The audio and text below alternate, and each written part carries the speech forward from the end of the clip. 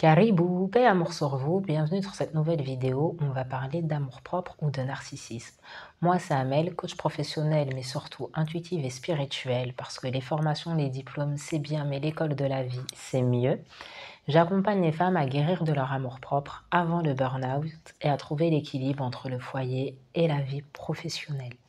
Pour en savoir un peu plus sur moi et sur mon parcours, je vous invite à aller voir mon interview du silence à la parole ou de cliquer sur le lien de mon site internet en barre d'infos pour en savoir un peu plus sur qui je suis, ce que je fais et que vous ayez une vision aussi sur des événements déjà organisés auparavant. Donc là, on va parler de l'amour-propre qui est parfois vu comme du narcissisme. On va commencer par mettre les mots et les définitions. Donc le narcissisme, c'est le fait d'être en admiration, en contemplation de soi-même ou de faire une fixation sur soi-même.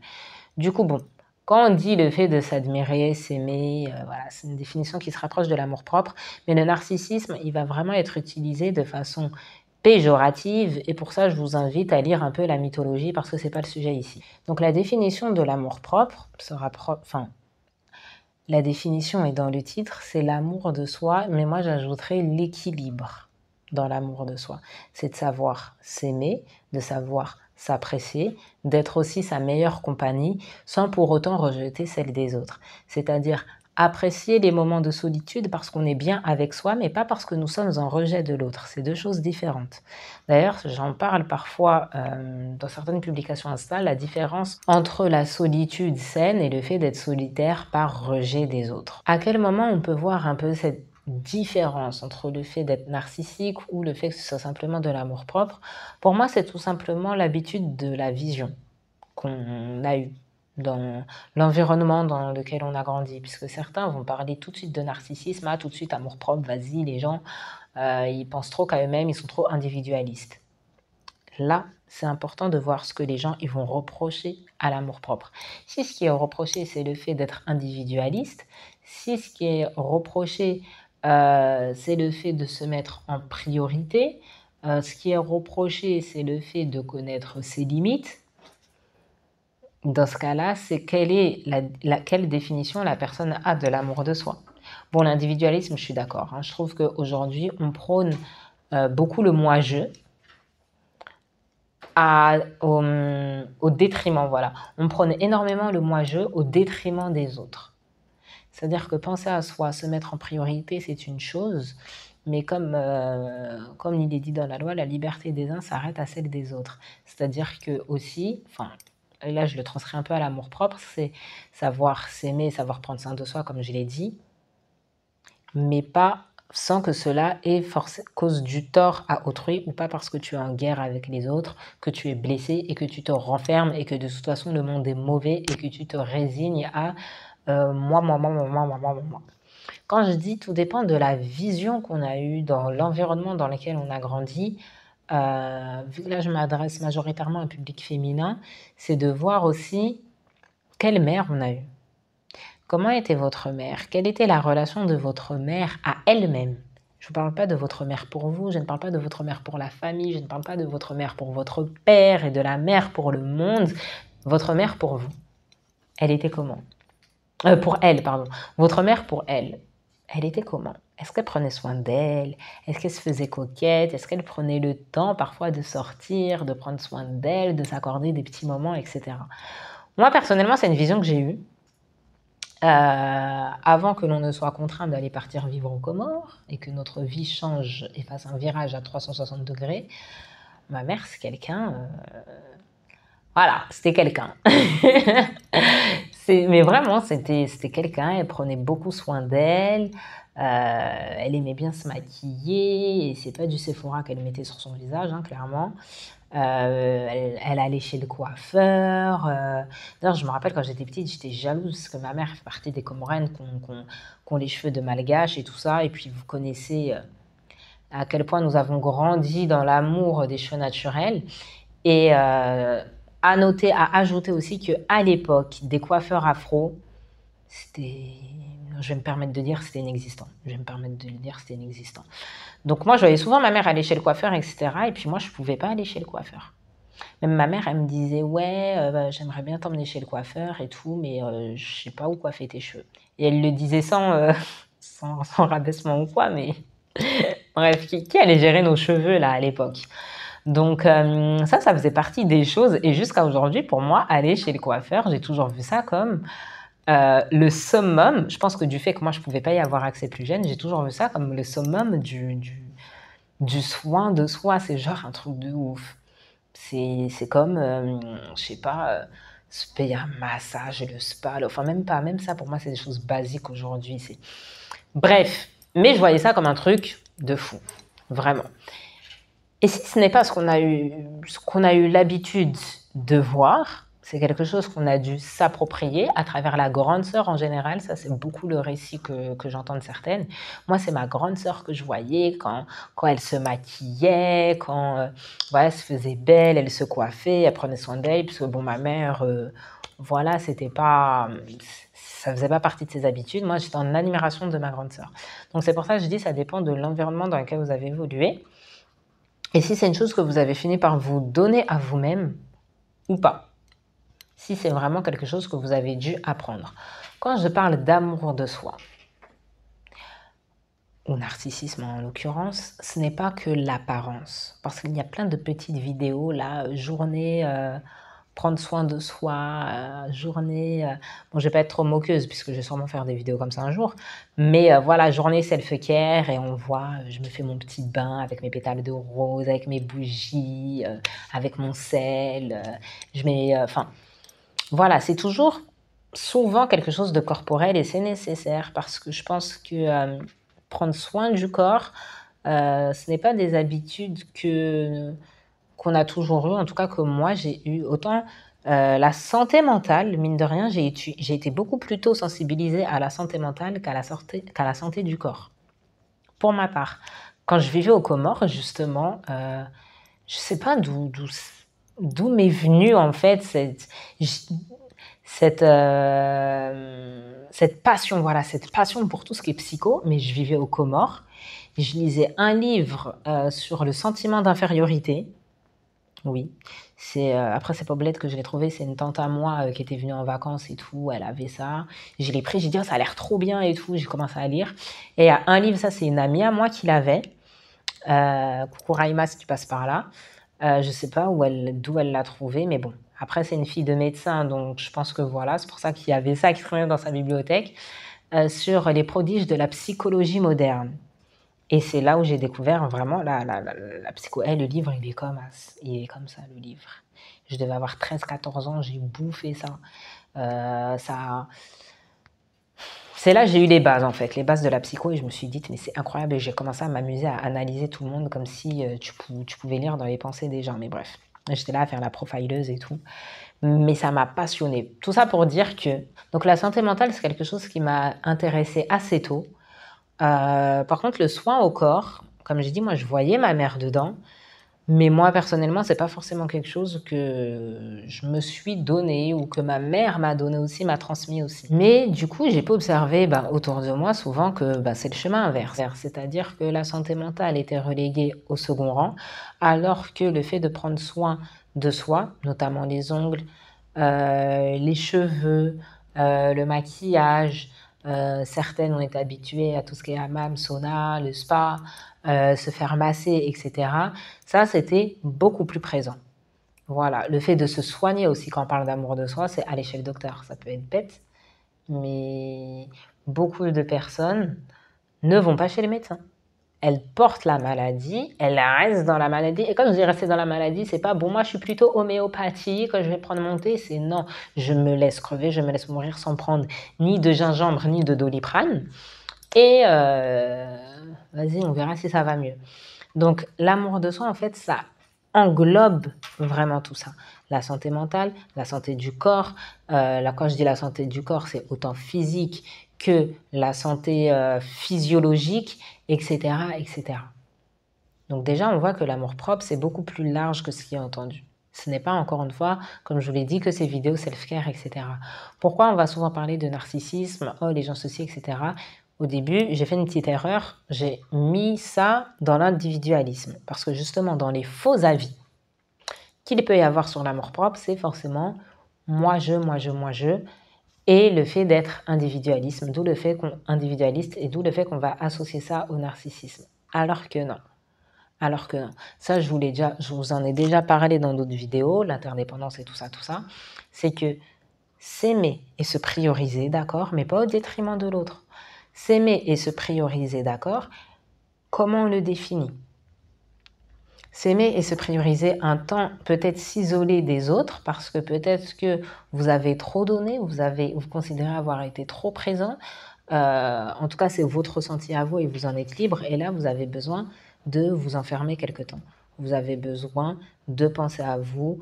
Vous avez besoin de redéfinir en fait votre être. Alors là, c'est hors de tout le monde, hors des relations, mais tout simplement votre être. Quand je vous dis ça, d'ailleurs, ça me fait penser à mon mari qui me parlait d'un ami à lui, qui pendant 1 an ou 2 ans, on va dire 1 an parce que je sais plus, mais je crois que c'est 2 ans, on va dire 1. Pendant 1 an, en fait, il parlait plus, enfin, il s'est isolé un peu de leur ami en commun, etc. Et il s'est focus sur lui. Vraiment, il s'est focus sur lui, sur ses connaissances aussi. C'est une période où il a accumulé énormément de connaissances. Il passait des journées à lire des livres, à regarder des vidéos de 3 heures, etc., etc. Bref. Et pendant 1 an, il s'est focus sur ça. Vraiment. Et c'est après cette période-là qu'il est ressorti doucement, mais sûrement de sa grotte. Et quand mon mari m'a raconté ça, franchement, moi, j'étais admirative. Je me disais, punaise, si je pouvais me le permettre. Parce que bon, j'ai une fille, donc en vrai, même si j'en vois tout vaceler, ma fille, elle est là quoi qu'il arrive, donc je peux pas. Mais il y a des moments, c'est nécessaire. Là, j'ai compris que lui, sa démarche était plutôt intellectuelle et dans une santé physiologique aussi, parce qu'il a revu son alimentation. Enfin voilà, c'était très intellectuel au niveau de son alimentation, sa façon de vivre, etc. Mais il y a des moments, il y a des personnes, voilà, comme ça, qui vont prendre du temps pour elles, vraiment pour se focus et, comme on dit, devenir la meilleure version de soi-même. Sans forcément, comme je vous l'ai dit, que pour s'aimer soi, sans être en rejet de l'autre ou sans forcément être en guerre contre l'autre parce que le monde est mauvais, etc. Mais je le fais pour moi et par amour de moi. Et puisque là, j'ai besoin de me développer et d'être meilleure. Je parle de cette personne, je suis allée loin là, l'amie de mon mari, etc. Mais j'ai une amie aussi qui se reconnaîtra, qui a fait pareil. Elle, ça a duré 2 ans. Là, j'ai les dates. Ça a duré 2 ans, cette personne. Elle s'est isolée. Mais quand je vous dis, elle s'est isolée. Moi, j'avais toujours des nouvelles d'elle par-ci, par-là. Parce qu'en toute transparence, c'est une personne avec qui je ne saurais vous dire pourquoi je suis très connectée. C'est-à-dire que c'est une personne qui ne vit même pas en France, hein. Mais j'ai souvent rêvé d'elle, etc. Et mes rêves, ils sont toujours dans le 1000. C'est-à-dire que c'est une période assez isolée et tout. Au bout de 6 mois, je lui envoie un message, je dis écoute, j'ai rêvé de toi, dans mon rêve, il y a eu ça. Quand je vous dis que c'était sa traversée, mot pour mot, syllabe pour syllabe, lettre pour lettre. Et ça ne m'est pas arrivé qu'une fois, ça ne m'est pas arrivé que 2 fois, ça ne m'est pas arrivé que 3 fois. Elle a disparu pendant 2 ans. Hein. Bref.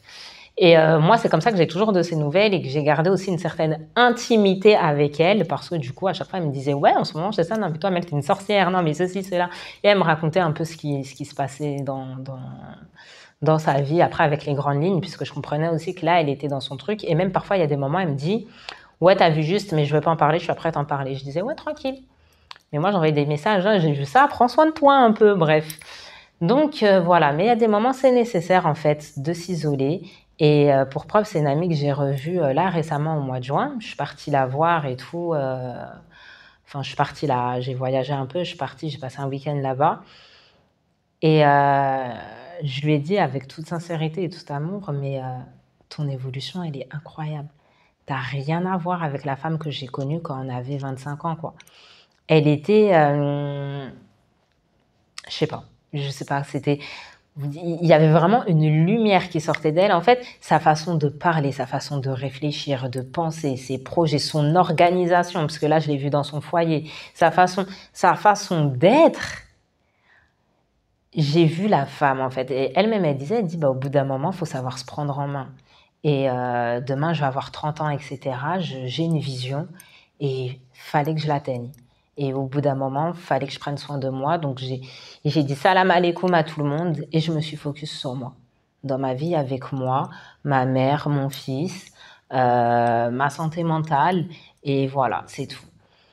Donc, pour en revenir à tout ça, là, amour-propre et narcissisme, l'amour-propre, en fait, c'est savoir, encore une fois, prendre soin de soi, toujours dans ce cheminement à savoir se connaître, à savoir ses limites, à savoir qu'est-ce qui vous fait du bien. Moi, je vous parle de tout ça, je vous donne des exemples, mais ce qui fait du bien pour vous, c'est pas forcément ce qui fait du bien à l'autre. Demain, vous allez voir encore une fois la vidéo self-care, prends ton bain, prends ceci, prends cela.